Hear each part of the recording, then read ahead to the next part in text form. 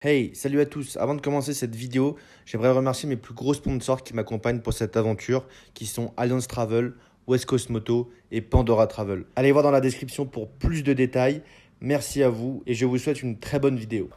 Nous nous sommes quittés là sur la dernière vidéo, en pleine nuit, en plein milieu de nulle part, je n'avais plus de batterie. En fait, je suis sur ma route pour aller sur Bukhara. Il y a une grande route qui est très bien, pendant 300 km, qui est géniale. Quand je suis à 70 bornes de Bukhara, on retourne dans des routes vraiment mauvaises, mais vraiment très mauvaises. Il fait déjà nuit. C'est un trafic très dense où on ne voit plus rien. Et c'est pour ça que c'est très recommandé de ne jamais conduire la nuit parce que c'est très dangereux. Et je confirme, c'est très dangereux. Il y a des camions qui arrivent. Il faut faire attention aux trous. Il y a la poussière parce que nous sommes dans un désert. À côté, moi j'ai un petit truc en bois qui permet de tenir mon petit bidon d'essence de 5 litres. Qu'est-ce qui se passe, messieurs, dames? Je vous le dis dans le mille. Le truc se casse complètement en roulant.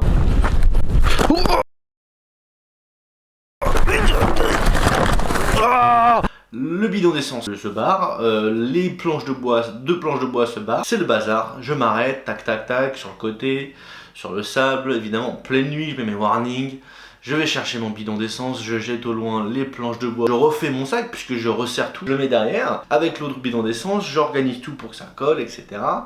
Et j'utilise mon téléphone, je le pose, et je refais quelque chose, et boum, je recherche mon téléphone, plus d'iPhone 8, avec tout plein de rush parce que j'utilise beaucoup mon iPhone. Il a disappear, tu vois, il est parti, il est gone.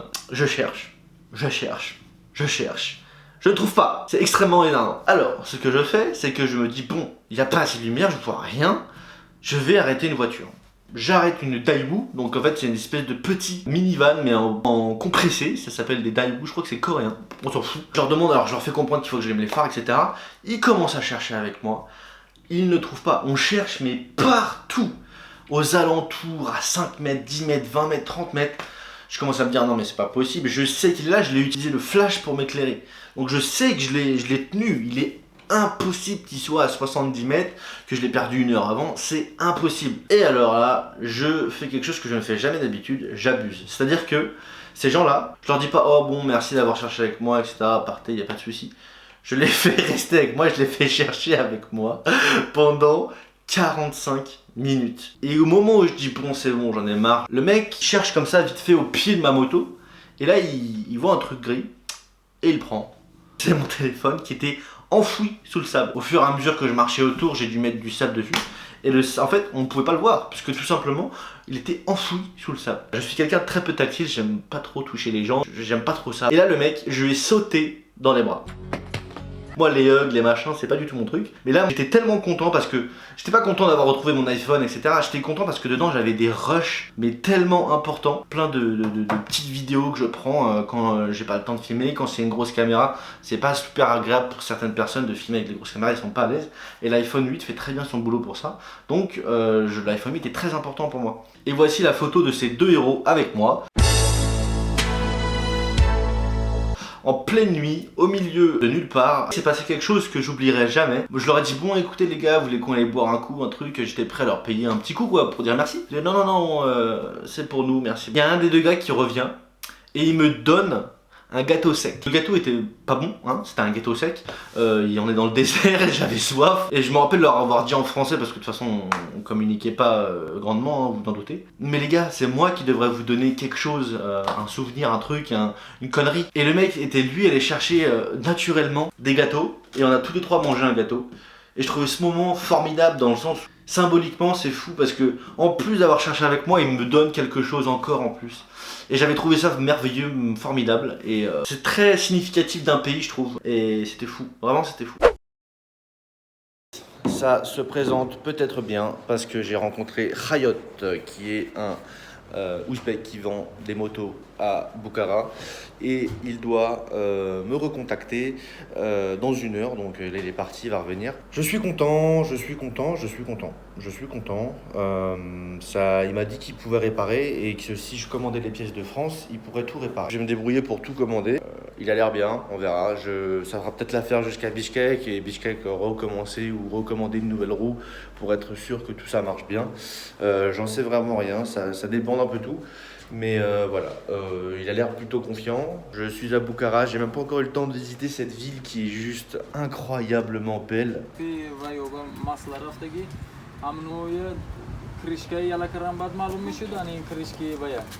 Là on va partir ensemble pour aller dans son garage pour qu'il vérifie tout, que voir comment ça se passe et s'il y a des trucs possiblement réparables.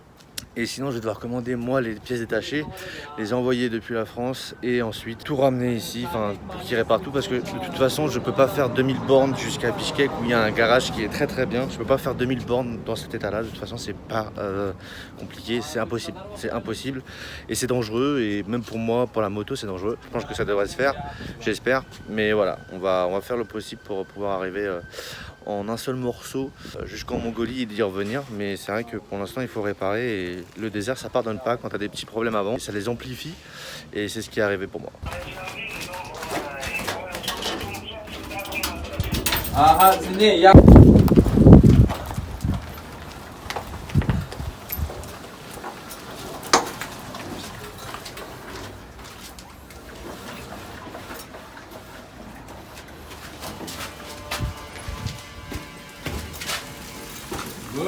Good.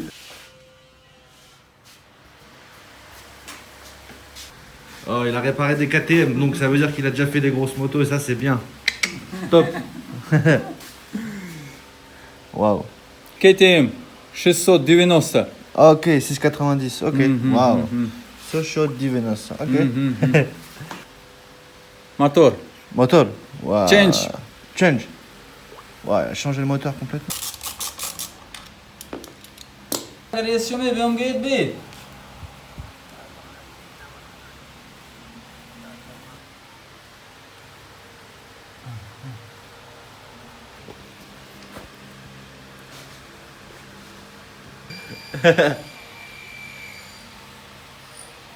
Ok. Ah, too much. Too much. Okay. Too much. Oh, okay. Good news. Okay, so he will check now if he can do it or not. Yeah, no problem. Allô? Alo, Akbey'den. Oh. Tamam dans ma voiture, je serai de... Pour ceux qui n'ont pas compris dès le début, comme moi j'ai pas capté au début ce que c'était, quand même là, on me l'a montré en vrai. Ce que je vous montre là, en fait, c'est de la crasse, c'est de l'accumulation en fait de graisse, de chaîne qui s'est accumulée en fait autour du pignon de roue. Sur une moto, il y a des pignons et derrière il y a le gros plateau comme sur les vélos, sur la roue arrière. Et ben sur le pignon, ce qui permet de faire rouler la chaîne, et ben autour, il y avait énormément de crasse. Too much. Okay. Too much. Et ça faisait depuis 9 ans, donc en fait depuis la mise en circulation de cette moto, il n'y a jamais eu un nettoyage de ce petit boîtier qui entoure le pignon. Le mec était mort de rire, il me dit mais ta moto n'a rien, il y a juste un rayon qui est cassé, mais ta moto n'a rien. C'est juste le vent en fait qui a fait couler cette crasse. Quand le vent tapait sur la moto, et ben ça a fait, il devait y avoir des petits stalactites de crasse, et en fait ça les a fait tomber et ça les fait couler. Je me suis inquiété pour rien pendant 2 jours, c'était juste un problème ultra bénin. Ce qu'il m'a dit aussi également, bah écoute, moi j'ai pas de rayon de rechange pour ta moto. Mince, c'est compliqué là, il n'y a pas une solution, etc. Il me dit bah tu peux soit les commander, soit je t'en forge, je te les forge pour toi. Bon bah vas-y, forge-les pour moi, si ça met 2 jours au lieu de 3 semaines, je ne suis pas du tout contre. Et au bout de 2 jours, ce monsieur me rappelle et me dit écoute, bah c'est prêt, vas-y, tu peux venir, tout est bon, tout est prêt sur ta moto, tu peux repartir comme en 40. Le rayon, il l'a fait lui-même le rayon, donc on va voir si ça tient, il m'a dit que c'était très plus dur que les rayons qu'il avait lui-même. Donc on va voir, je pense qu'il a raison, mais c'est super cool. Donc c'est le mécanicien et celui qui m'a mis en relation avec le mécanicien, donc c'est super cool. Je suis très content parce que je vais pouvoir repartir demain. Et voilà, là c'est celui qui est le nouveau. Handmade in Bukhara. C'est fait maison à Bukhara, exactement, handmade. Wow. Juste ici là, c'est génial. Bukhara c'est une ville-musée, c'est comme Paris, c'est comme Vienne, c'est comme Rome. C'est une ville-musée en beaucoup plus petit, évidemment, mais c'est une ville-musée en fait où son centre est complètement historique. Moi quand je m'imaginais le Moyen-Âge musulman, qui est une période très riche pour le monde musulman, c'est vraiment le fantasme que tu te fais de l'art islamique médiéval, c'est vraiment ça, t'es dedans et là c'est toute une ville et c'est très beau. Je pense qu'en termes d'édifice, j'ai jamais vu quelque chose d'aussi beau. Il n'y a pas beaucoup de monde. Bon là, il y a un bus de touristes qui vient apparemment d'arriver, mais quand tu regardes par rapport à la place que c'est juste incroyable. C'est très beau. C'est fin, c'est fou. C'est très beau.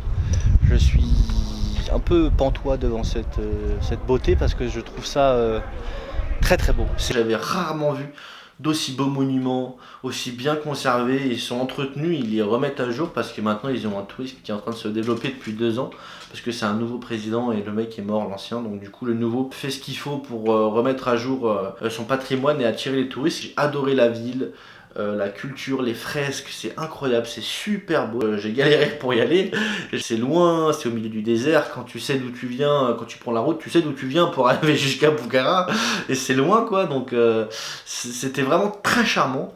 Et surtout en plus j'y ai rencontré Fanny et Clément, 2 Français que j'ai pas beaucoup filmé mais vous verrez plus tard, super géniaux, avec qui d'ailleurs j'ai toujours contact. Si vous regardez la vidéo, salut à vous hein. Et ces 2 personnes qui sont géniales, et on a visité la ville ensemble, on a mangé ensemble, c'était trop cool. Que j'avais rencontré à Alat au port, c'est ceux qui sont restés 9 jours à Alat. Et ben figurez-vous qu'ils ont exactement le même problème que moi. Ils ont un rayon qui est pété et d'autres trucs, mais ils ont surtout ce rayon qui est pété et des trucs qui sont un peu calanchés aussi. Et voilà. Il est où votre rayon pété? Ah oui, il est là. On va se retrouver d'ici 45 minutes juste parce qu'en fait il faut que j'ai acheté des pompes parce que moi les miennes c'est des pompes de moto et pour marcher faire une visite elles sont lourdes. Je vais prendre un taxi, je vais aller acheter des fausses pompes parce que c'est tous des fausses Nike et des fausses machins et je vais aller les rejoindre directement.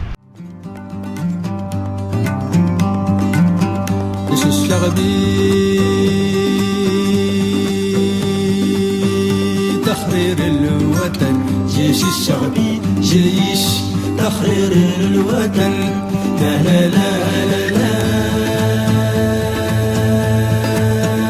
لا لا لا